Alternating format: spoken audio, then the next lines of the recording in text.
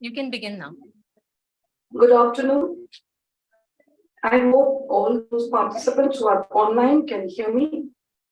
Can I have a confirmation from Nazia Akhtar, Rehma Ali, and Tony Sebastian?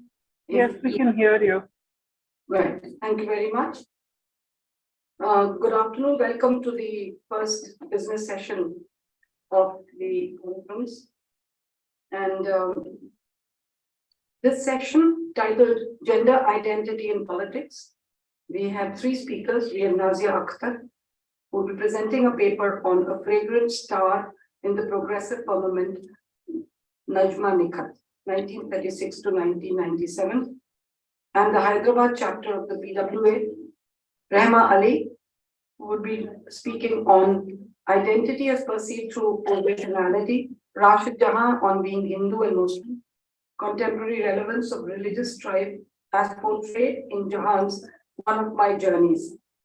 Tony Sebastian will be talking on the politics of gender and sexuality in Purogamana Sahitya Sangam, Progressive Literary Group, and Anju Chika Kathakal, 5 Bad Stories.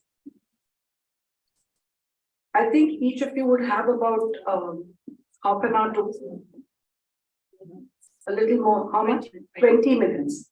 So we will go with 20 minutes and we hope that you will keep to your time.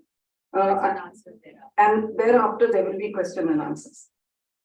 I now invite Nazia Akhtar to present her paper. Good morning, everyone, and thank you very much. I'm just going to share my screen. Yeah. Can someone confirm that you can see my screen? Yes, we can. I'm just going to go to slideshow. Hopefully this will work. Yes, this does work. Great. Great. Yeah. I think I'm hearing a slight echo, but okay. You can see my slides, right? Just confirming Yes, once yes, again. we can. Okay, Go okay, ahead. great. So I'm going to start. The Hyderabad chapter of the Progressive Writers Association was established in 1936 by Makhdoom Mohiuddin, who was a revolutionary poet and a labor organizer, along with Akhtar Hussain Raipuri and Sibte Hassan. Sarojini Naidu, who had wholeheartedly supported the PWA and its objectives right from its inception, offered her home the Golden Threshold as a venue for gatherings. Among the women writers, journalists, intellectuals, and activists associated with the PWA in the 1940s in Hyderabad were Jahabanu Naqvi, Zinat Sajida, Rafia Sultana, Brij Rani, Jamalunnisa Baji, and later her sisters Zakia Begum and Rabia Barni and Najma Nikhat. Scholar Amina Tehseen has underscored the importance of the period after 1936, after the establishment of the Hyderabad chapter of the PWA, for the history of women's writing in Hyderabad, by pointing out that although women had been publishing their work in Urdu, forming associations, and leading and participating in social, educational, and literary initiatives for decades before the formation of the PWA, these endeavors were limited to women's gatherings alone. The PWA changed this forever, and women began to attend literary and intellectual gatherings, which had previously been restricted to men only. The most vivid example and description of this shift comes from communist activist and social worker Jamalunnisa Baji's autobiography, Bikhri Yaadein. Baji writes how after years of struggling with parda, of listening behind curtains with bated breath as Makhdoom recited his revolutionary verses, she formally discarded parda during the All India Progressive Writers Conference in 1945, which was held in Hyderabad. What enabled the participation of a large number of Hyderabadis, especially women, was the PWA's approach right from the start to not limit their membership to committed socialists. This turned out to be very important in the case of Hyderabad, for communists and socialists were treated alike with suspicion, as Baji records, because they were all thought to be atheists.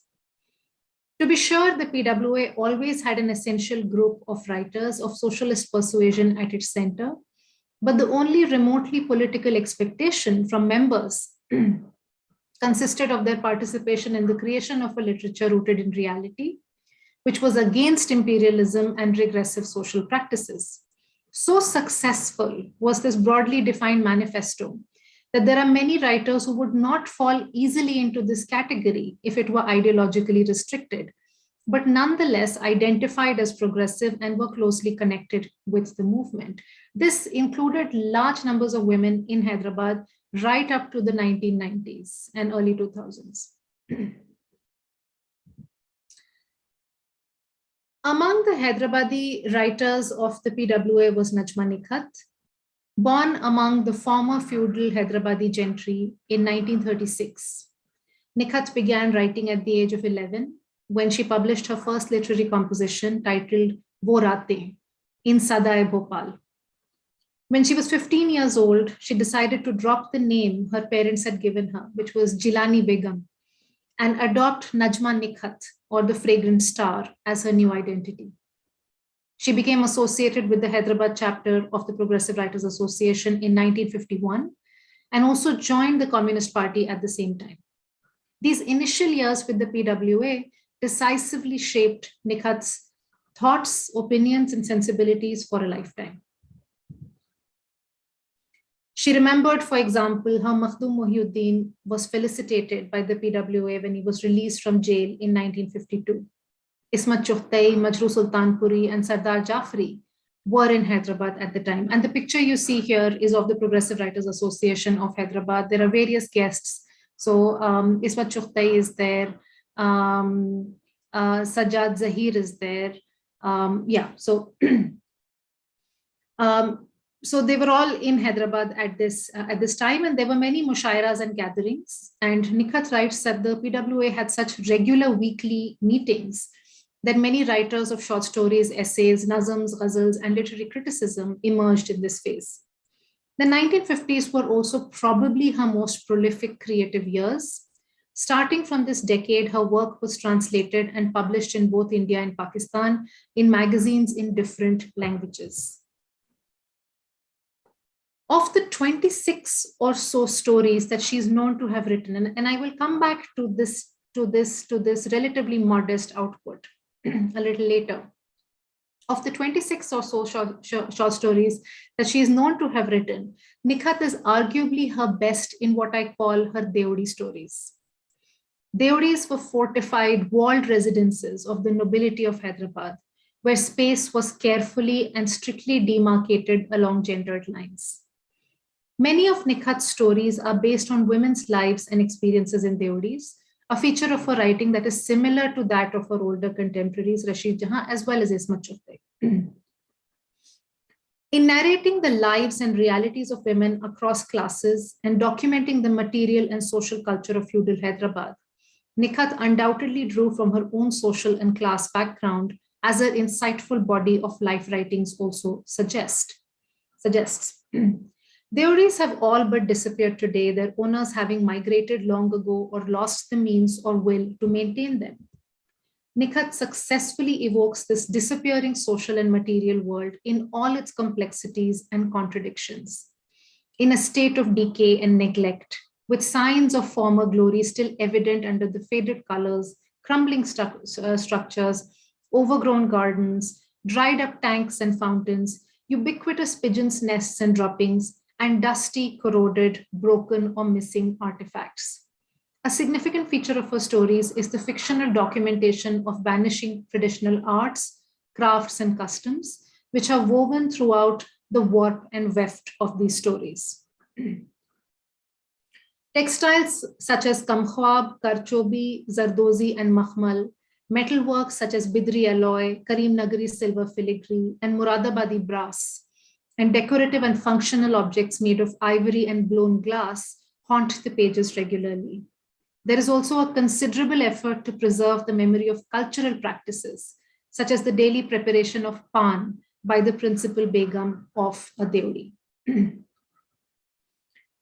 In fact, no metaphor is as symbolic and effective at communicating the complete disintegration of noble power and influence as Hashmat Jahan's scattered pandan in Nikhat's khandar or ruins. The pandan, its size, material constitution, and the rarity and quantity of its contents signified wealth, high culture, and a prosperous and bustling household with many members and dependents. The principal begum in a nobleman's zanana would dispense pan at her discretion to male and female family visitors, members and other visitors to the zanana, or have it sent to the men's section, the mardana. This social and diplomatic performance was essential to the ritual performance of power, status, and culture by the principal begum.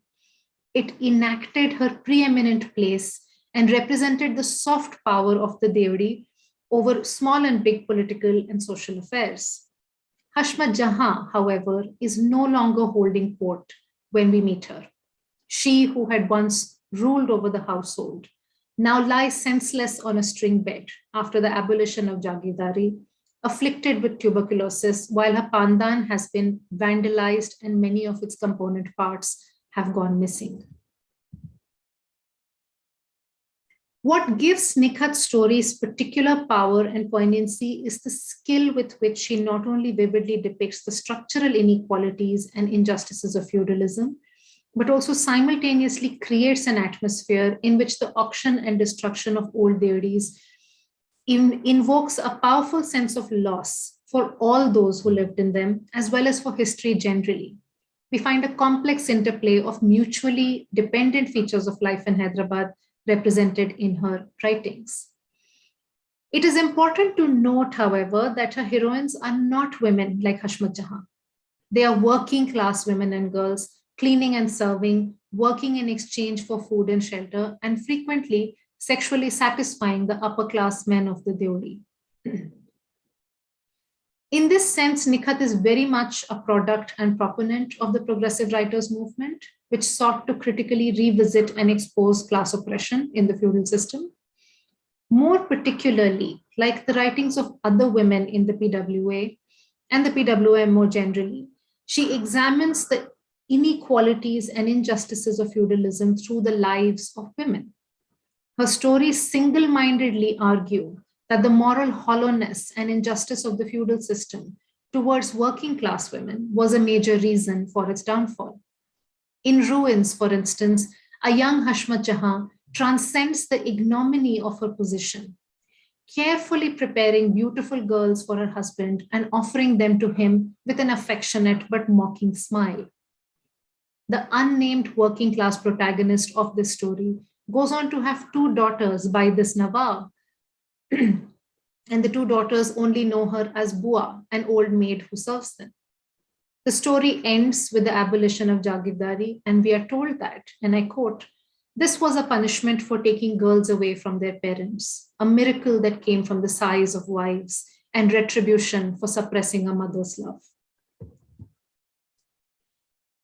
An important contribution of Nikhat's stories to the progressive discourse is her representation of the distance that often exists between organized political struggle and legislative action, and the lives of working class girls in deoris whose oppression goes unnoticed because it takes place within the private, relatively autonomous domain and economy of the feudal mansion.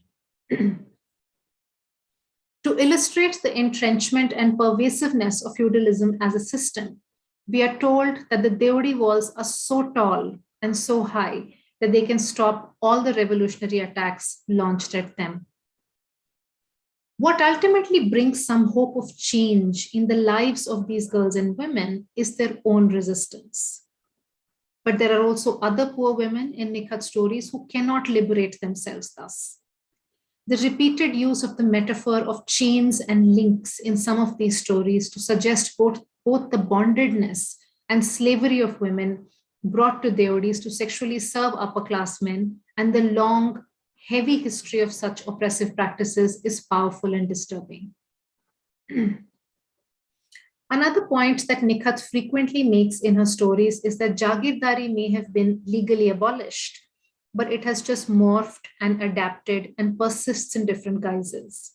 She criticizes the classist behavior of members of the erstwhile upper classes in her stories, who find themselves occupying middle-class professions, but adhering to the same feudal norms and attitudes of bygone days. The proprietor of a fashionable shop in the story, Air Conditioned, exemplifies the worst that feudalism could have left behind, screaming at the shop girls and mocking and ridiculing their poverty. Indeed, the very architecture of the glass-fronted shop, closed off from the rest of the street, is reminiscent of the deodis where women were shut away. The protagonist, who stands behind the counter all day, is compared to a doll in a glass case. Having lived for many years in the villages and small towns of the then state of Andhra Pradesh, Nikhat wrote stories of revolution, whose shape and treatment in her oeuvre mark a departure from the Deodi stories. Rooted in the Telangana people's struggle, these stories are meant to instruct Nikhat's reader in the mechanics of the feudal economy. In them, she depicts the sexual slavery of poor women, the debilitating taxes landlords levy on the tiller's harvest, the extortion of harvests at the point of a gun, the might of landlords in the form of standing armies, the exploitative cycle of debt and land confiscation, and the complicity of all levels of feudal administrations, as well as religious figures in the many forms of oppression.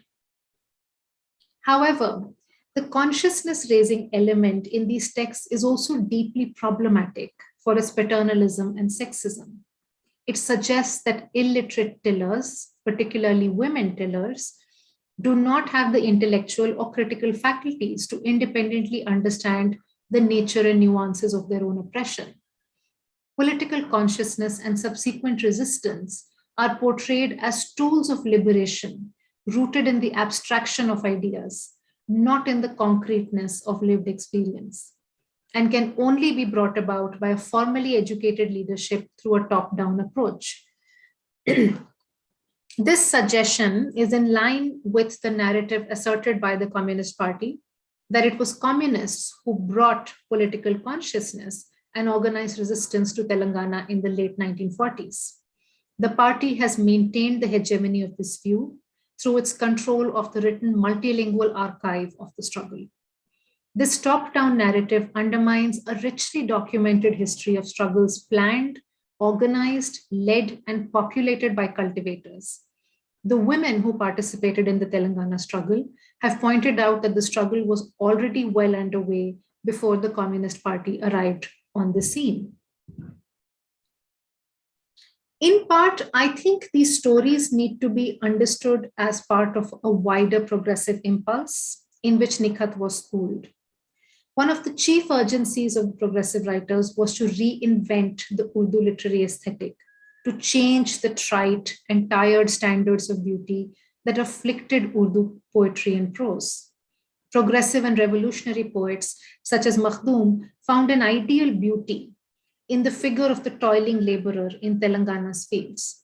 Among prose writers, Krishan Chandra's novella Jab Khet Jage also participates in locating a romantic ideal in the tiller and the field.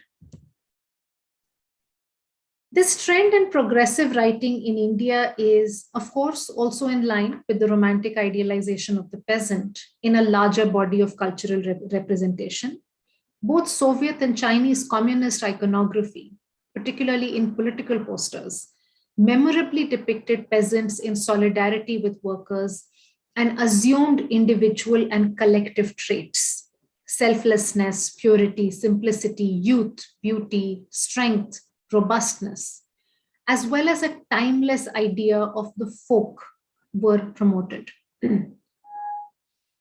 These are often marked by an idealized, collective, and romantic picture of rural poverty and peasant activity. The image of the industrious, vigorous peasant that was the hallmark of this iconography is deployed in Nikhat's Isi Reh Guzar Par, which I can roughly translate as on this very path, which depicts the lives of Korean peasants during the Korean War. This is her only story which is not set in India, and I think specifically within South India and the Deccan. The story ends on a vivid note, with the determined protagonist making her way to the front, her fists curled tight, her red hair flying, images which correspond almost exactly to well-known political posters from the Soviet Union and Communist China. Nikhat's romantic view of rural poverty marks a complete contrast from the stark and powerful representation of poverty in urban locations in her work, such as in Theories. Indeed, the poverty of villagers is problematically celebrated as a more honest and moral way of living, a view that perhaps has its origins not only in Soviet and Chinese iconography, but also in Gandhi's moral privileging of peasants, something that was also very powerfully and influentially celebrated in films produced by the Bombay industry, by the Bombay film industry in the 1950s and 1960s. At the same time, Nikhat's staunch adherence to the progressive and communist ethos of her time does not preclude her ability to criticize it. The plot of Hartal, which is the story that she wrote, which is the title is Strike or Hartal, revolves around a mill workers' strike, which, when crushed, results in the suffering of workers, not their leaders, who are activists from privileged backgrounds and have little to lose by cheering from the sidelines. In representing such a mechanics of struggle, Nikhat has brought out an important issue. The leadership of struggles from the margins of society remains in the hands of the privileged. That is, those who ultimately belong to the very group that oppresses in the first place. Similar issues have come up in recent mobilizations by Dalit and Bahujan students, in which they have protested against the upper caste, middle class appropriation of the voice and leadership of their struggles. In her lifetime, and I'm not sure if you can actually see the images that I'm sharing, because I can see a little thumbnail of all the panelists here. Can someone confirm if you can see the picture of Najma Yes, Nikhat we can here? see. We can Okay, see. perfect. So it's only me who's seeing the thumbnails. Great. Right.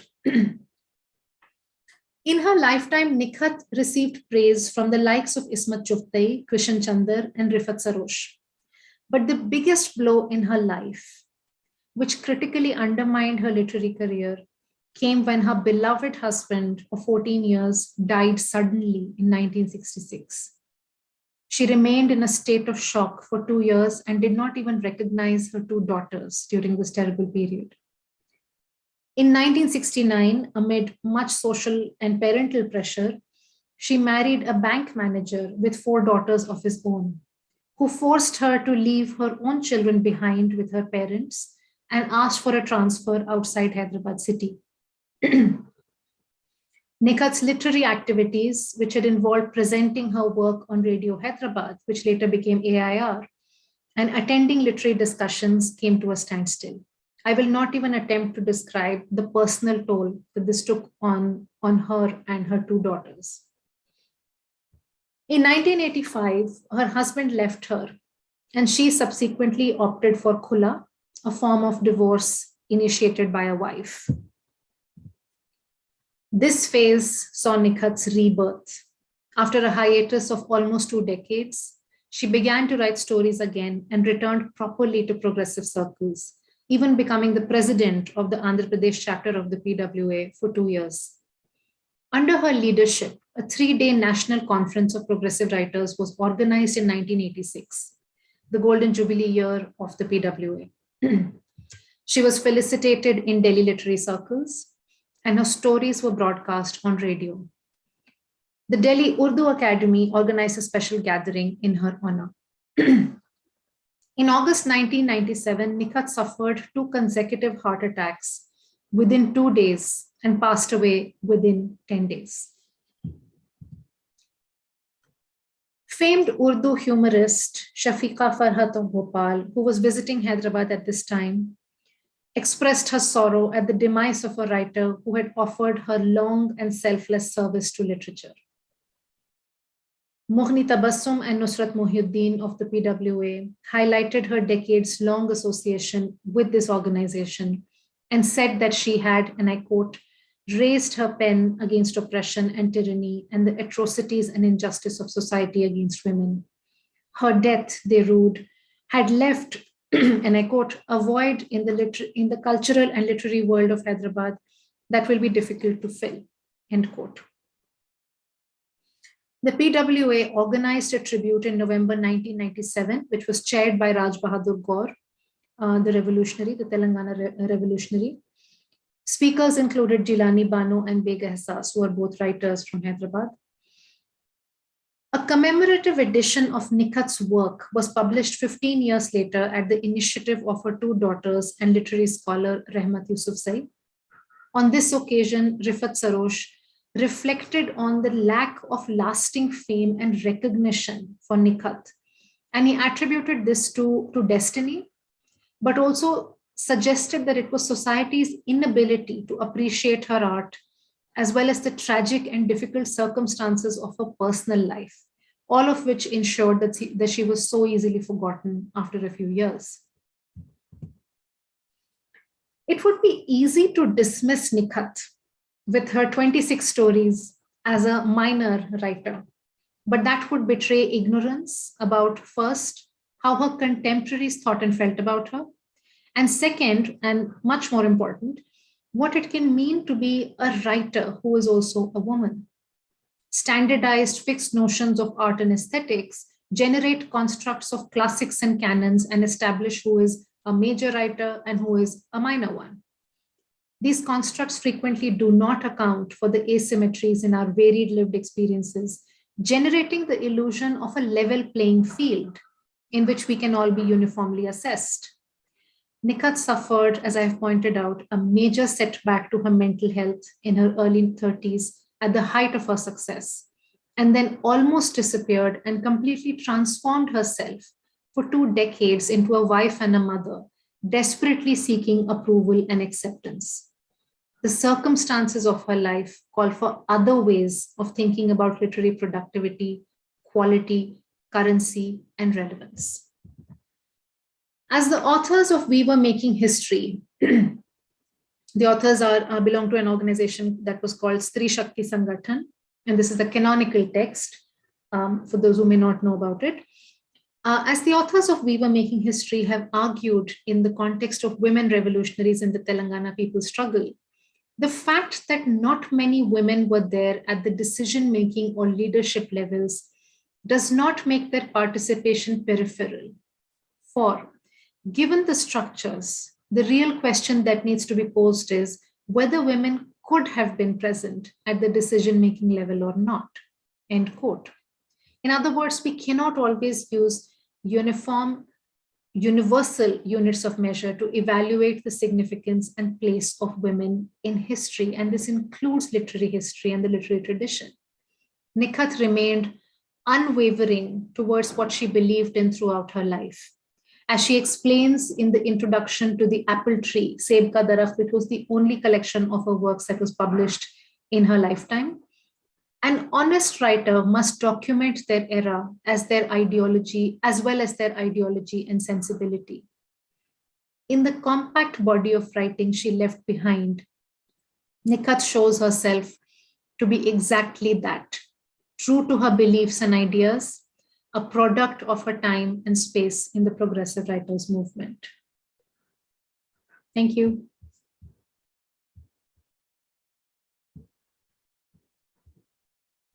How do I stop sharing? Any questions that you may like to ask? If you do want to ask a question, come up here. Give your name and ask your question. Hi, my name is Raghav. You talked about that landlordism was actually celebrated, especially in the movies. Can you give some examples and can you describe it further, the impacts on society? Thank you for your question, Raghav. Did you say landlordism? I missed what Yes, you it's a landlordism. was celebrated in the movies. No, I didn't say that. I said that in the 1950s and 1960s, the Bombay industry produced a lot of films which romanticized peasants, as well as associated with them rural poverty, let's say, right? Romanticized that and morally elevated both this poverty as well as the peasant. And once again, there is a whole construction of the peasant as a poor tiller, right? I mean, we know now all of these words have kind of become umbrella categories that we use very, very liberally, such as peasant or farmer and all that, which is why I very specifically talk about tiller when I refer to someone who actually tills the soil with their hands, an agricultural laborer. It could be a farmer, it could be a cultivator. But yeah, so there are films like, for instance, Naya Daur, which show that that the poor are elevated by their high moral standards and their integrity. And the point that I was making is that Nikhat is also a part of this larger mode of cultural representation, right? So writers, filmmakers, they're all a part of this particular way of representing rural landscapes and rural people who are almost always characterized as poor farmers or tillers or cultivators. And that ultimately this goes back to some Gandhian, this goes back to Gandhian norms and ways of looking at agriculture, at the folk, at the village. I hope that helps, and I hope that makes sense. Does it make sense? Yes, it does. Thank you very much for that response. We do not have any more questions, I think, from the audience. Is there? No. Thank you very much, Nazia, for your presentation. I would now like to invite Rehma Ali. Are you ready in there? Yes. Am I audible? Yes, you're audible. Okay. You're audible.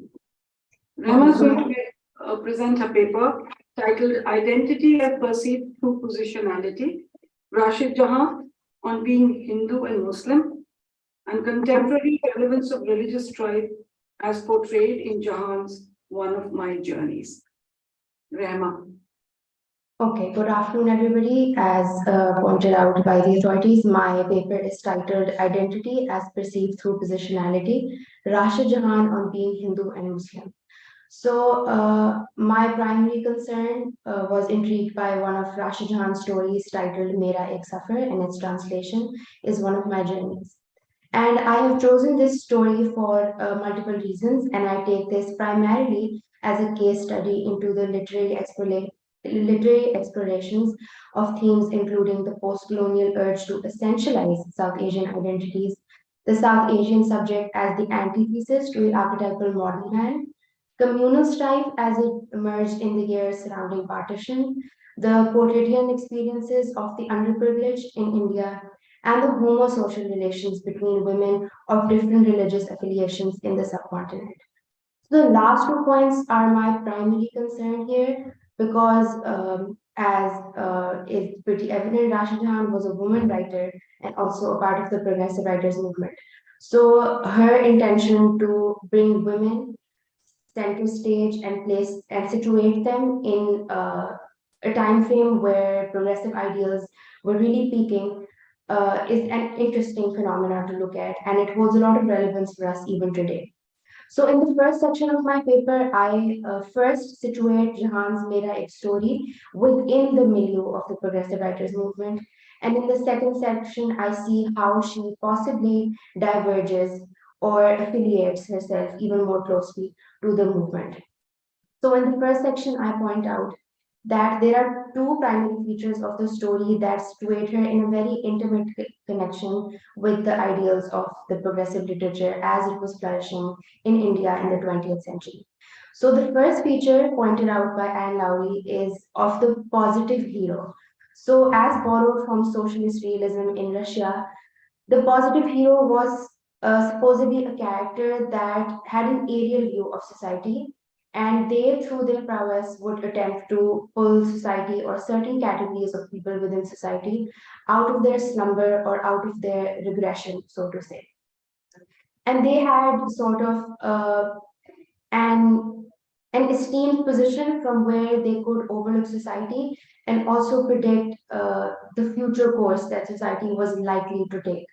So in this story, what essentially happens is that there's a group of Hindu and Muslim women in a train compartment, and the train is en route. It's taking a journey. And during the narrator's journey alongside these other women, a cat fight erupts where Hindu and Muslim women end up, squabble with one another, which also eventually escalates to physical combat, so to say. So in the story, what happens is that the narrator named Zubeda, first she distances herself from this fight, but eventually is compelled to partake in it because one of the women throw themselves upon her. And upon such an intervention, she chooses to get up and assume a leadery in front of the rest of the people in the train and instructs them and sort of brings them closer to a realization of what the reality of their situation actually is. So, in this sense, Zubaida takes the role of a positive hero, where she is able to foretell that such a circumstance of religious antagonism is likely to lead to something that we see in the train compartment. And the second feature of the story that affiliates it with the features of the progressive writers movement is a happy ending. So in the story, by the end, a Hindu woman and a Muslim woman, the primary characters that sort of instigate the fight, hold each other in embrace, and the Muslim woman apologizes to the Hindu woman and they cling to one another. So this happy ending, my paper argues, is another way in which Rashid Jahan's writing affiliates itself with the progressive writers movement. And we do know this over, like, if we look at history and historical evidence, that Rashid Jahan she did identify as a progressive and also a member of the Communist Party. So it isn't strange that these features of her story fit quite nicely into the literary milieu of the progressive writers. Now, in the second portion, I see how Jahan distinguishes herself as a writer in the progressive age. So the primary feature of the story is that there are no men. There is no male character in the story. There's only women, and the story is set in an all-female third-class train compartment. So it's basically just an interaction that takes place between women, but the complication arises when women of different classes, caste, and religion interact with one another. So before moving ahead, I want to quote a portion from the story, which brings most important themes that I discuss in my paper. So I take a translation from Rakshanda Jalil, which says, I am sure that once upon a time, some man fed up with a talkative woman must have invented the nose ring so that a woman's voice would remain trapped in her mouth. And women are such silly creatures that they turn this invention into tradition. No wonder then that every religion teaches that women have feeble minds. Now, this was one of the first few lines in the story where the narrator is describing the women that she comes across. And this I found extremely intriguing because it foretells most of the important themes talked about in Mera Safar. So my first intervention here is that these lines show us how Zubaida, the narrator, assumes a tone of superiority over the rest of the women in the compartment. And this is further asserted by the fact that she is the only character in the story who is named apart from her friend. So the most interesting factor about the story is that it is written as a letter. So Zubaida is writing a letter to her friend Shakuntala. And so these are the only two characters that are named, and all the other women that Zubaida comes across in the story remain unnamed and thus anonymized. And their anonymity is further sort of strengthened by the fact that once they enter a cat fight, you can't really tell that which woman is which. And it's just a huge mess of communal frenzy, and they lose their identities further once they enter that fight. But Zubaida remains distinct, and she holds her identity throughout. And this is interesting because she is a college student who is taking this train to reach another location. And because she is late, she is sort of coerced into having to take the third class compartment. So throughout the story, there are multiple references to her superiority and supposedly an advantage, so to say, that she has over the other passengers by virtue of being an educated woman. And this is a superiority that she evokes through verbal comments also, where she targets women and uses the word illiterate, uneducated, and unashamed to refer to them, to bring them out of their ideological slumber, so to say. So in this passage that I have mentioned earlier, Jahan is doing multiple things. The first thing she does is essentializing South Asian identities. Because in the story, there are references to how the Muslim women can be identified by their nose hairs. And this is what helps them distinguish themselves from their Hindu or other counterparts of other religious affinities. So this, we have been told repeatedly, and as we have seen throughout history, was a colonial imposition where South Asian bodies, despite their multiplicity and the extent of their vibrancy, they were put into sharp categories that made intermingling even harder. And this we see very clearly in this passage, where the Muslim woman is able to distinguish herself by jewelry, which is an accessory. And that accessory, which is something you just adorn yourself with, ends up becoming a marker of identity. And my paper also further argues that such social constructions, basically relationships between objects or ideas and somebody's personhood and their identity, end up coming together and solidifying to the extent that identities end up standing in opposition to one another, which has happened in the case of Hindu and Muslim people in 20th century India. And so this is one aspect of the story.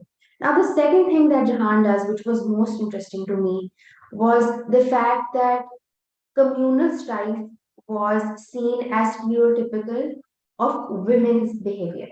So first, she describes women as typically petty and prone to folly. And second, she situates this attribute of womanhood into the very heart of communal strife as it was erupting in 20th century India. So this is interesting because Jahan is a woman's writer, and her take on the portrayal of women as illiterate, uneducated, and inherently prone to pettiness sort of problematizes her agency as a writer. And my paper argues that Jahan sort of she erases this issue and defends herself against it by distancing herself from the narrative. So whatever notions of representation we see in the story, and wherever the subaltern women, the rural women who are taking the journey in the train, they are distanced first from the narrator, and then Jahan distances herself further from Zubaida, because the story is written in the first person narration of the narrator and not Jahan herself. And this is very interesting because this defends Jahan against the charge of complicity. And complicity, when I say, I mean here complicity in portraying South Asian subaltern women as people who should be barred from participation in the public sphere. So first, Jahan lets Zubaida take that role very intelligently. And through this also critiques Zubaida's assumption of power and leadery over the rest of the women.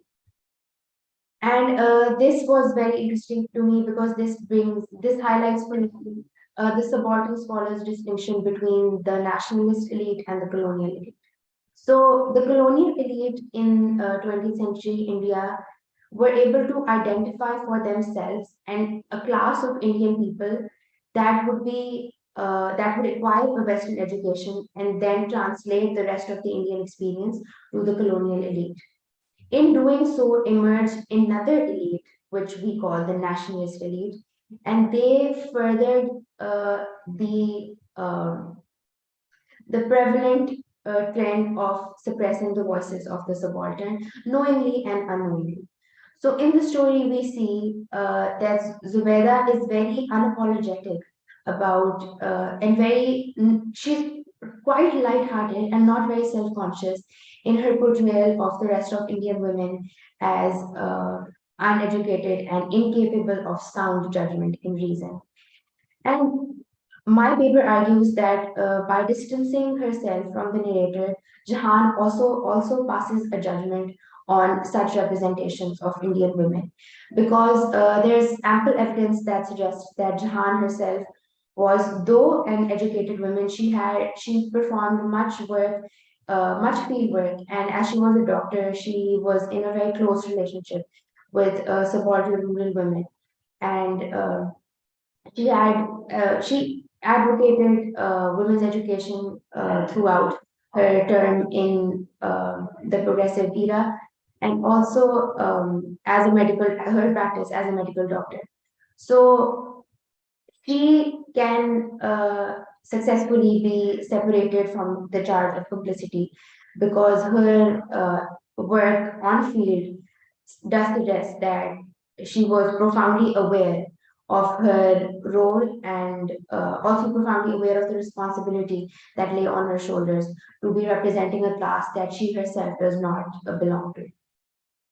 So basically the conclusion of my paper is primarily this, that by distancing herself from the narrator, Jahan is able to profoundly and very, very intelligently highlight notions of class, caste, and religious distinction as they emerged in 20th century India, and also able to highlight for us the nature of such violence.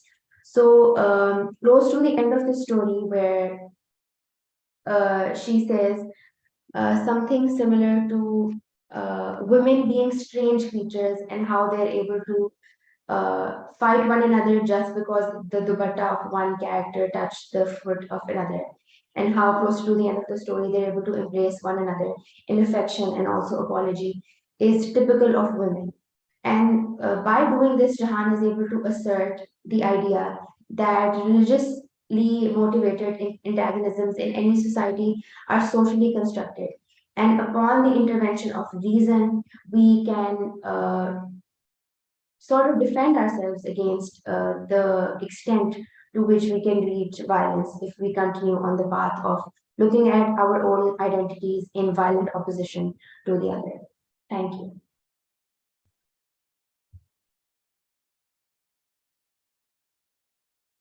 Any question? Thank you. Rehma, I think there is a question coming from Fatima. Please come up here and put your question.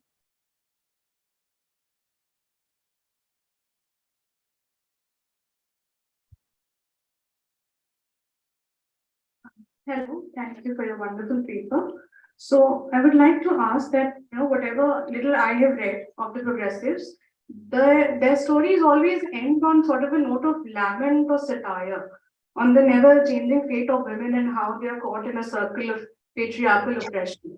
So the happy ending that you're talking about, is it a genuinely happy ending or is it an ironical one? Thank you. Okay, so with the intervention that you have brought, it can definitely be complicated further. So it is a happy ending in the sense that the basis at which the fight arises between the women is religious opposition. So a woman is seated in the compartment, and a Hindu woman is seated in the compartment, and a Muslim woman walks by her. And during this, her dupatta lightly touches the foot of the Hindu woman. And here the concept of truth is evoked, which was extremely important in 20th century India. So in this sense, the only happy ending that we see is in terms of religious conflict being resolved. But as long as it pertains to the women being constrained in patriarchal shackles, there is no resolve to that person. Thank you. Any other question? I think Rema, that's the only question. Thank you. Thank you very much for your presentation. Tony Sebastian, if you're online, would you like to make your presentation? Hello, can you hear me? Yes, I think we can. Wonderful. Is there an echo? There is an echo, a slight echo. No? It's okay. If you could speak, then we could just check it out. Can you hear me now? Can you hear it? Yes, we can, though I think, Okay. isn't his voice soft? You should sit closer to your mic. Yeah. Hello, everyone. Good morning and congratulations to the organizers for organizing this wonderful and exciting seminar on Angarey and the different kinds of movements that it has sort of instigated, if that right word, acceptable word to use. If you would like to make any initial remarks. Yeah, I think, Tony, you could speak up a little louder, but otherwise we are getting your voice. And so we have Tony Sebastian as the third and the last speaker, and he will be making his presentation on the politics of gender and sexuality in Puro Gamanna Sahitya Sangam, Progressive Literary Group, and Anju Chita Kathakal, 5 Bad Stories. Tony. All right. I hope I'm audible. Let me just connect the. Yes, you're audible. I think the other two speakers were kind of speaking up a little more, so they had a louder voice. I guess that's. Yeah. I think you can be heard. Let me just connect my presentation.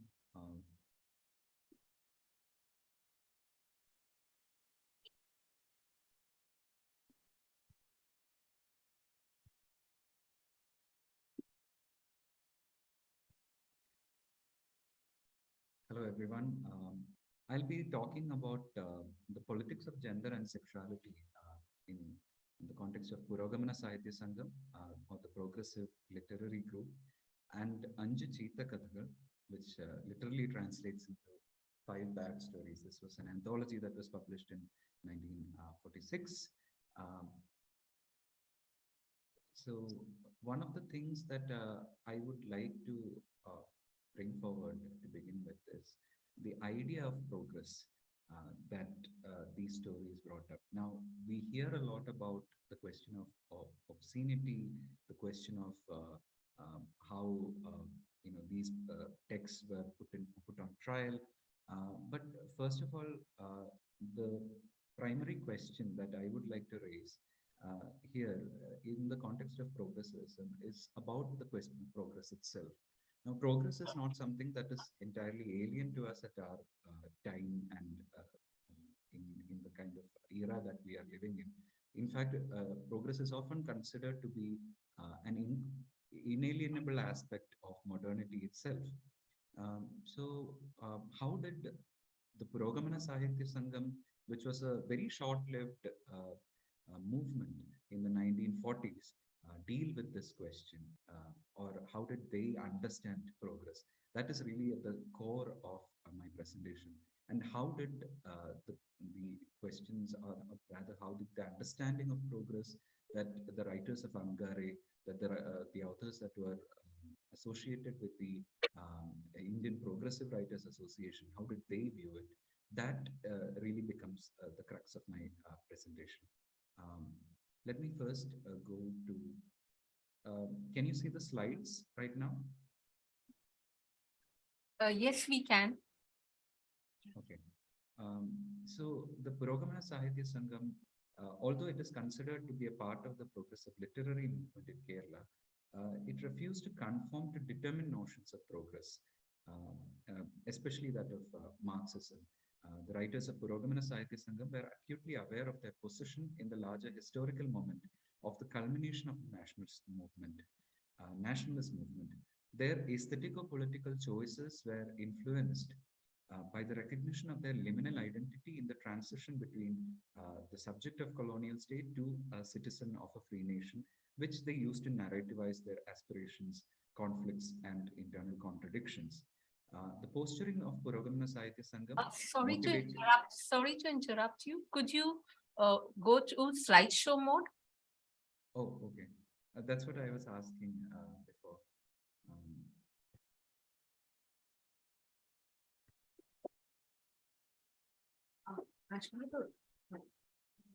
Switch off that.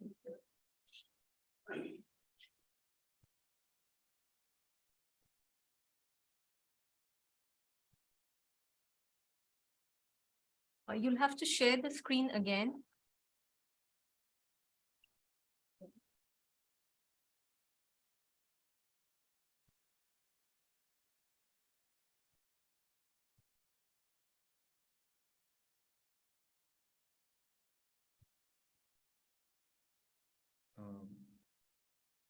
Can you see it now? Yes. Could you press slideshow mode? We can see it, but it's not in slideshow mode. Okay.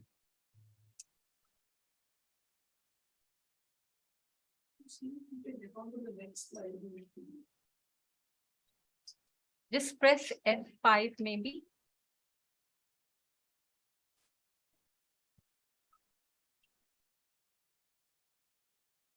Yes, thank you. Yes, it's my paper. I can't simultaneously read the paper along with this. Let me see if I can use the Zoom interface. no, it's okay. Please go on. Please go ahead. It's okay, fine.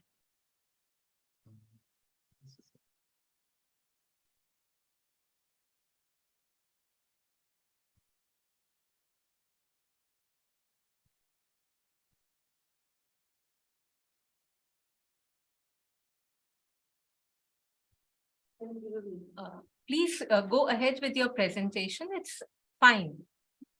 Okay.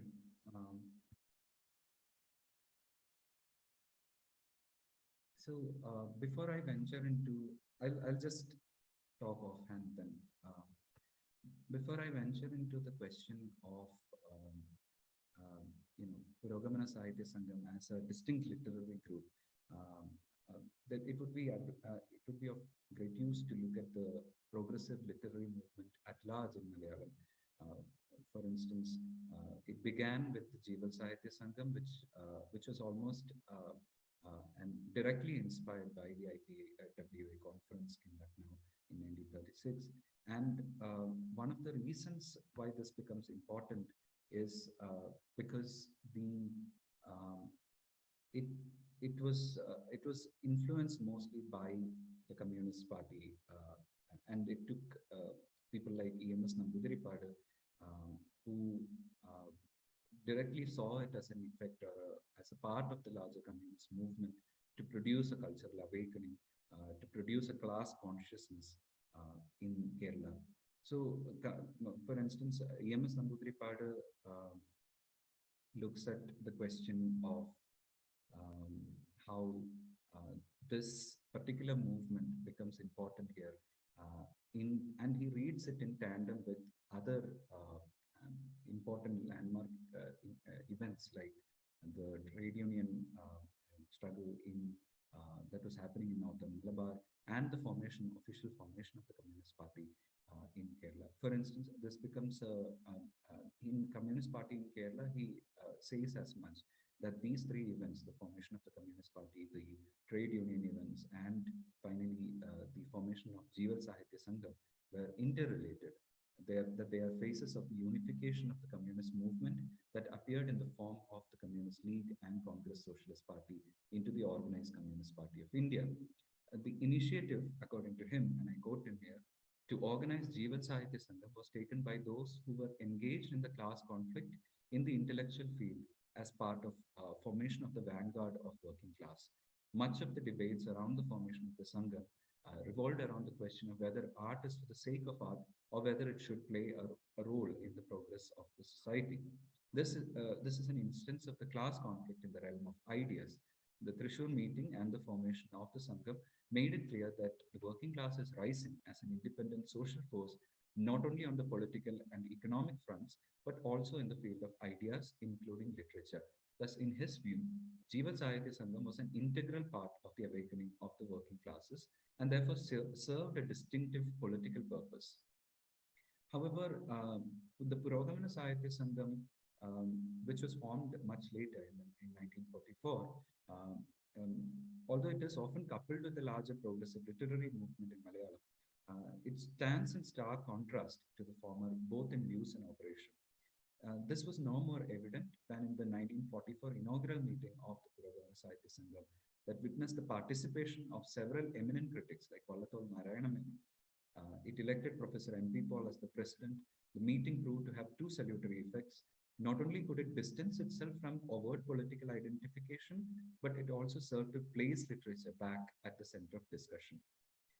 For a later Chief Minister of Kerala, just like E.M.S. Namboodiripadu, who was also the first democratically elected Marxist leader to head a democratic government, Achyutha observes that if the Thrissur meeting was composed mostly of communist politicians, the Shornoon meeting was attended by several luminaries of Malayalam literature. It was a great success and it could lay a broad and necessary foundation for the Sangam.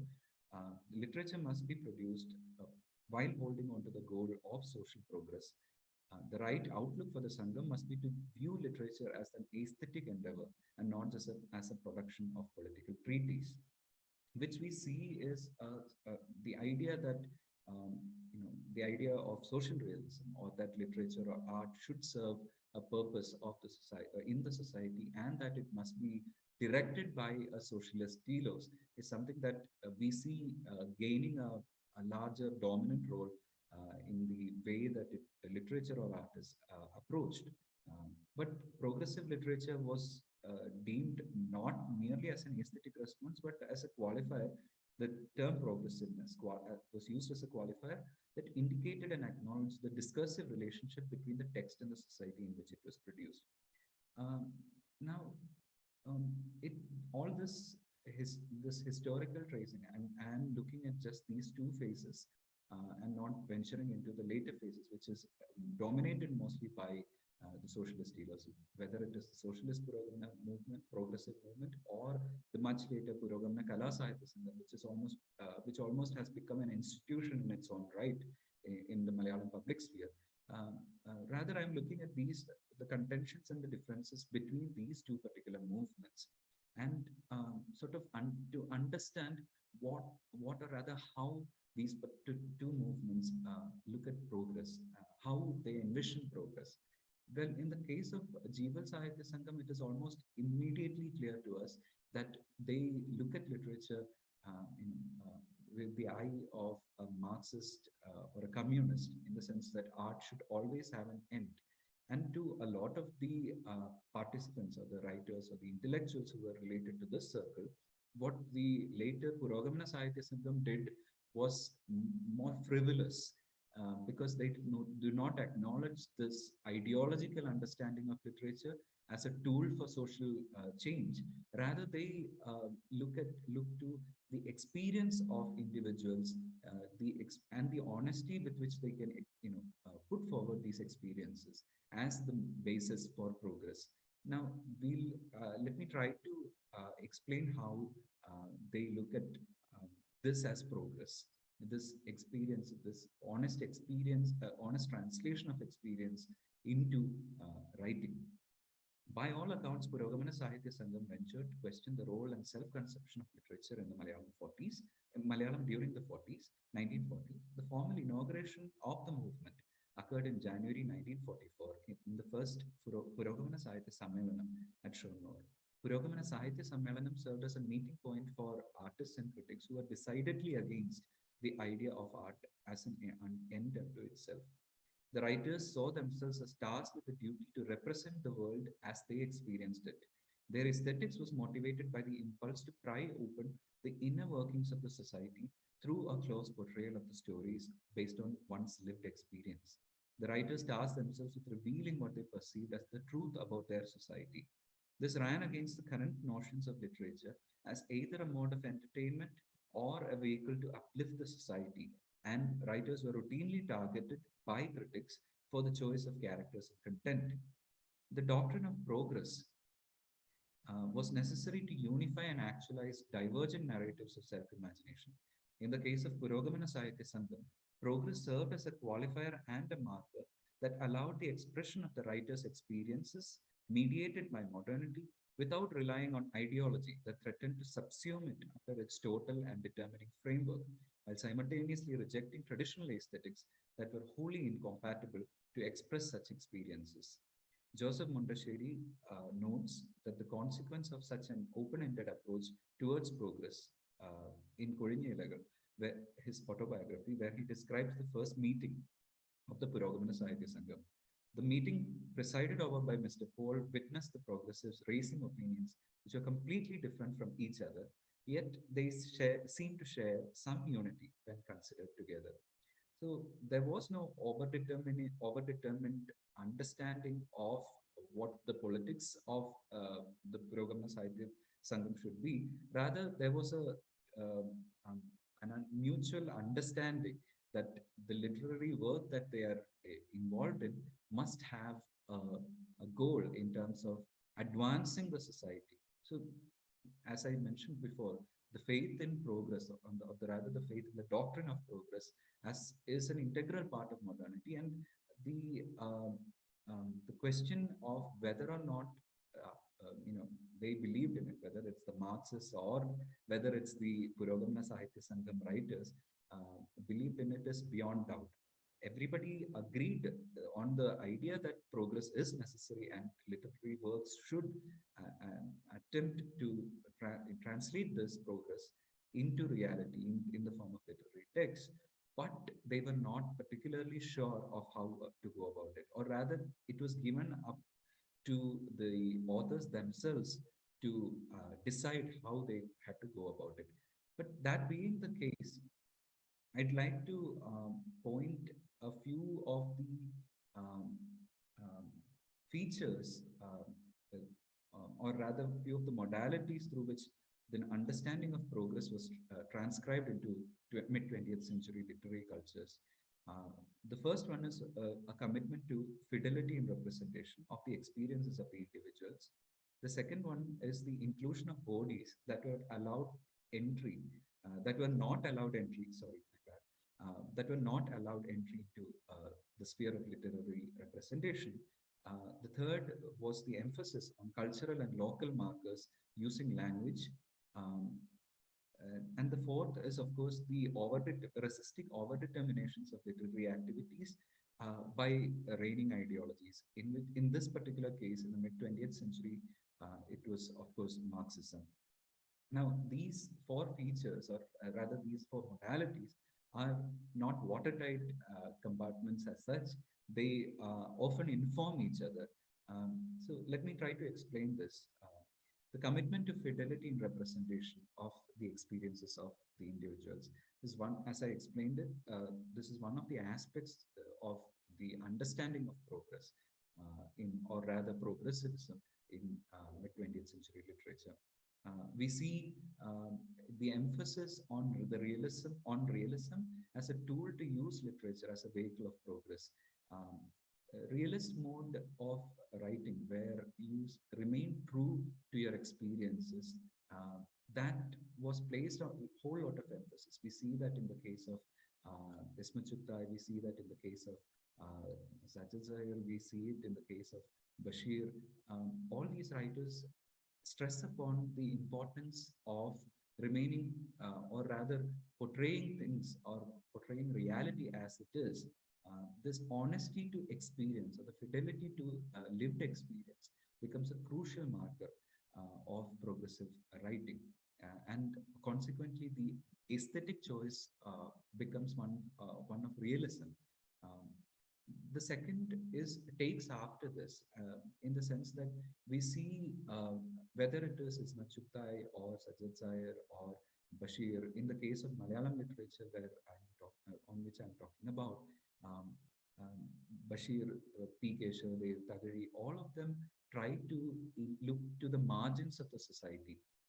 This again is a political attempt to challenge the existing dominant aesthetics of that is prescribed by traditional or classical or Sanskrit influences, and they venture to go beyond this.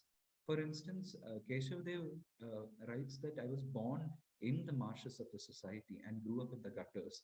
I have no entry into the happy realms of life. I'm not familiar with them either. What I write is based on what I saw and experienced.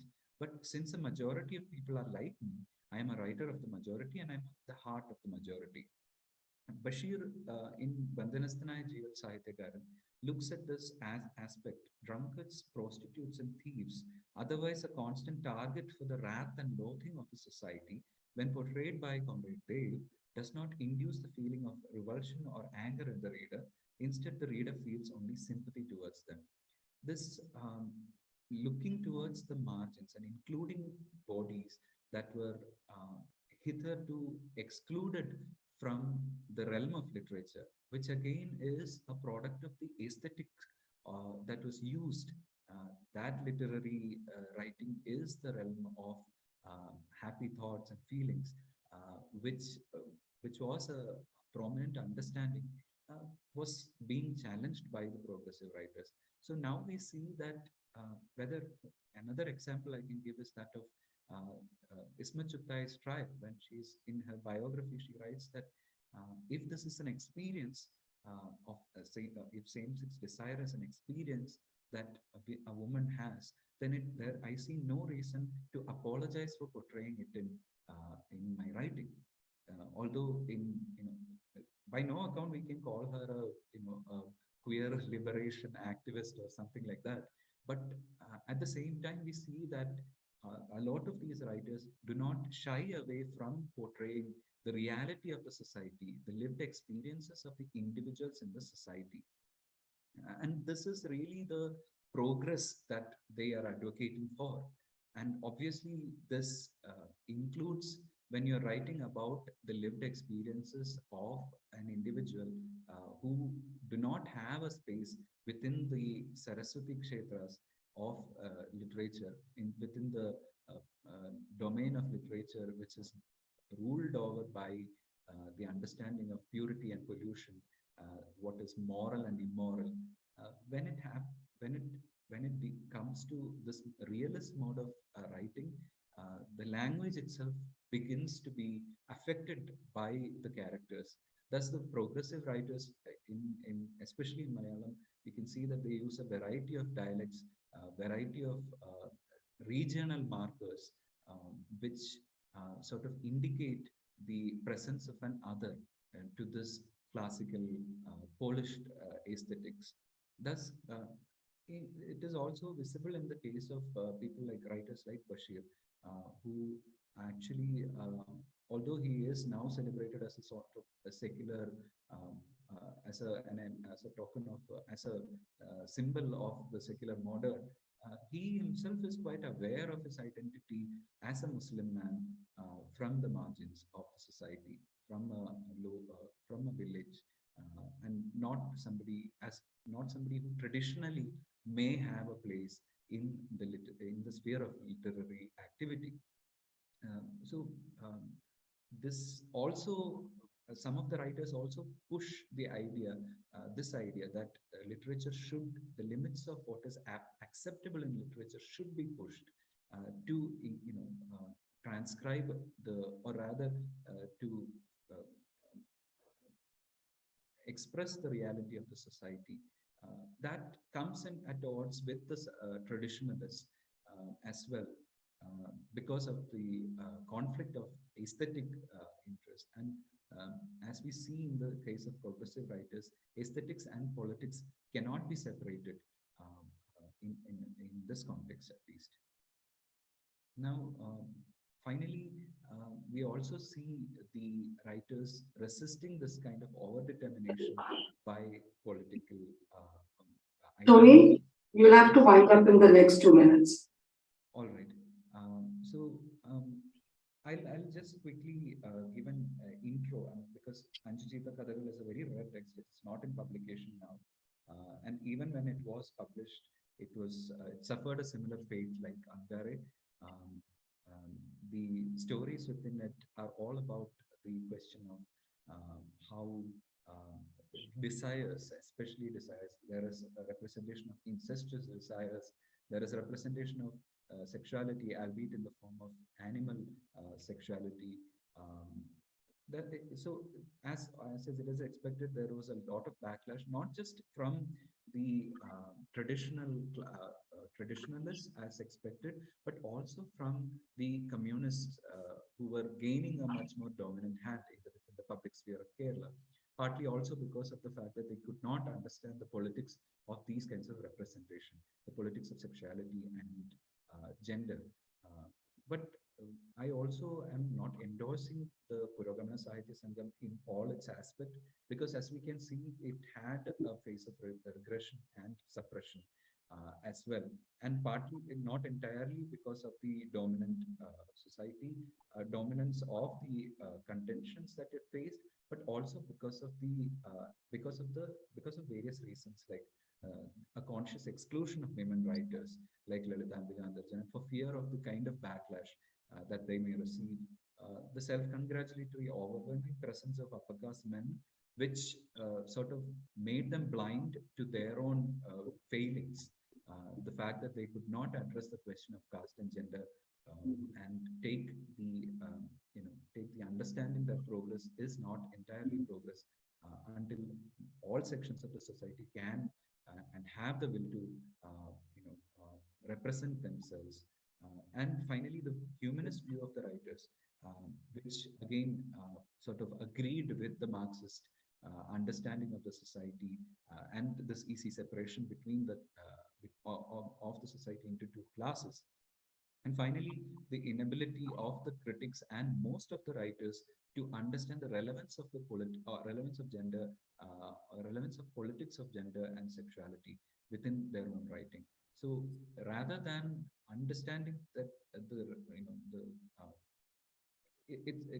for the most part, the writers were mostly conscious about when they consciously produced in sort of quote unquote obscene or immoral writings.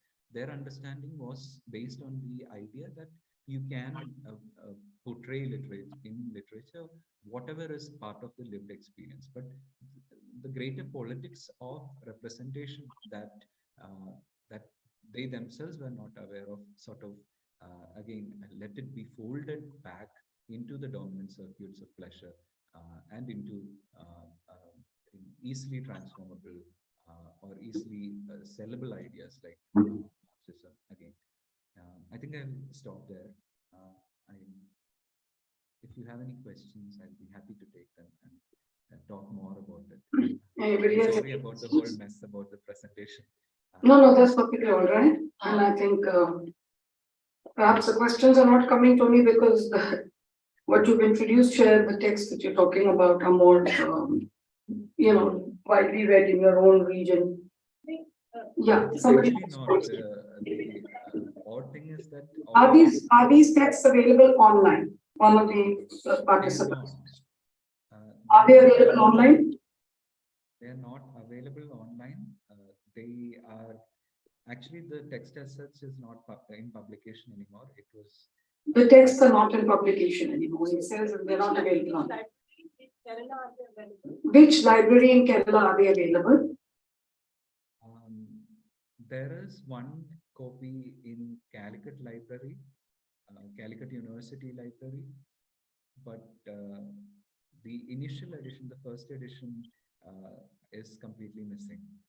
There is just one copy which I could find in one of the collectors in Alapura, but apart from that, this is not in publication. Although the fact is that most of these writers, be it Tagari or Keshadev or Bashir, all of them are celebrated widely for other works, but as a literary event, the relevance of Anjijita Kadagal is often overlooked, and most of the time these are stories which are sort of avoided from the canon of these writers' own repertoire.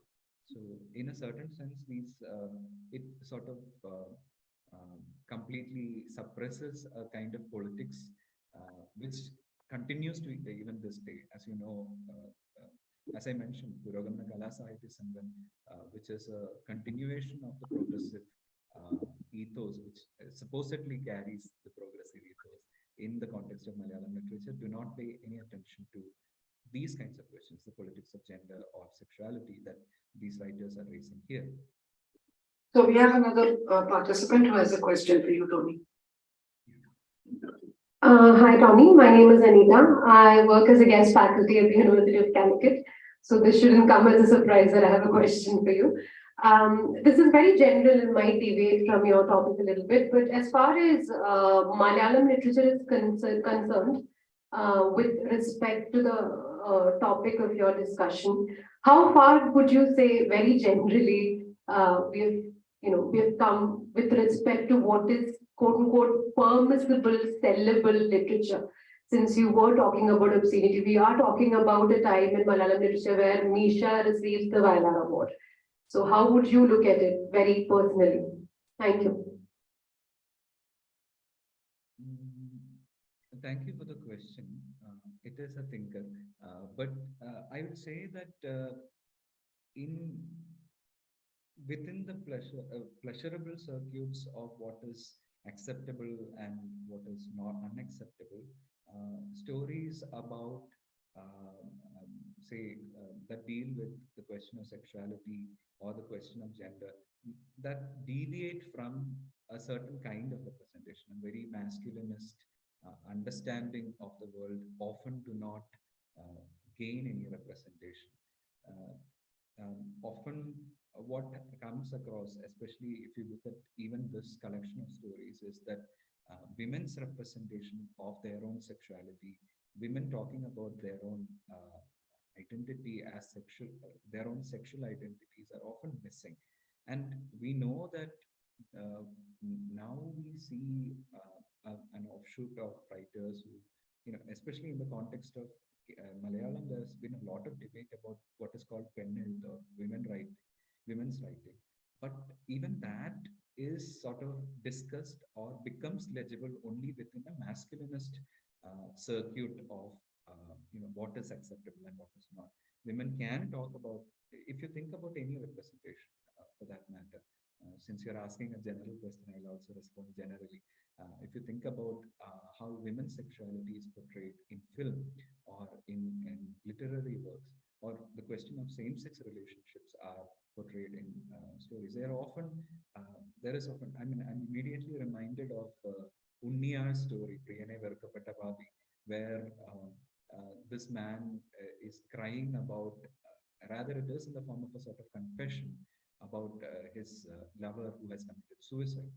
But the problem with these kinds of representations are that they allow a certain kind of, they are a product of a certain kind of relationship, a relationship within the literary circuits, which can only look at these bodies in a certain way, which permit only certain kinds of representations. So that's one of the things that I want to challenge in this, because be it Angarey or be it Anjashita Kadagal, one of the things that prod us, like the first speaker, we immediately have to also connect this with our contemporary politics, which you are also doing, the contemporary politics of sexuality and identity, and how these figure. Now, some of the stories, as stories, as is often talked about Angarey itself, these stories are not known for their literary merit per se, but rather as an important literary event. As an event, it becomes an important part of the history of our literary cultures. So, yeah. Making a mention about popular culture. Could you repeat? You were Am I audible? Yeah. Okay, so can I push this a little further? And since you were talking about popular culture and film representation of women, what would be your take on Sajjan Babu's representation of women in Biryani? The question of representation, I mean, I wouldn't want to take up the question of representation and, analyze how politically correct or incorrect these representations are.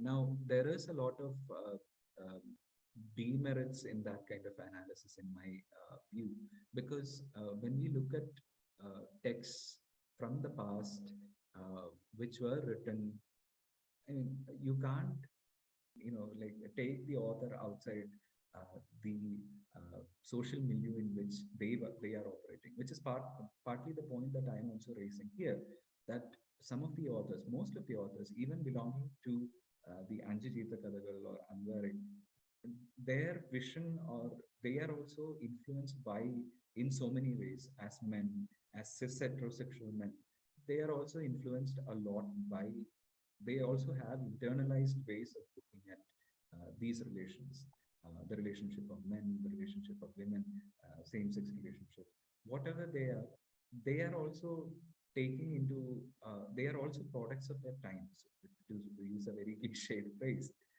So I don't see a merit in looking at particular kinds of representations, or how, say for instance, how a trans woman is sort of narrativized in Bashir's voices or Shabdana.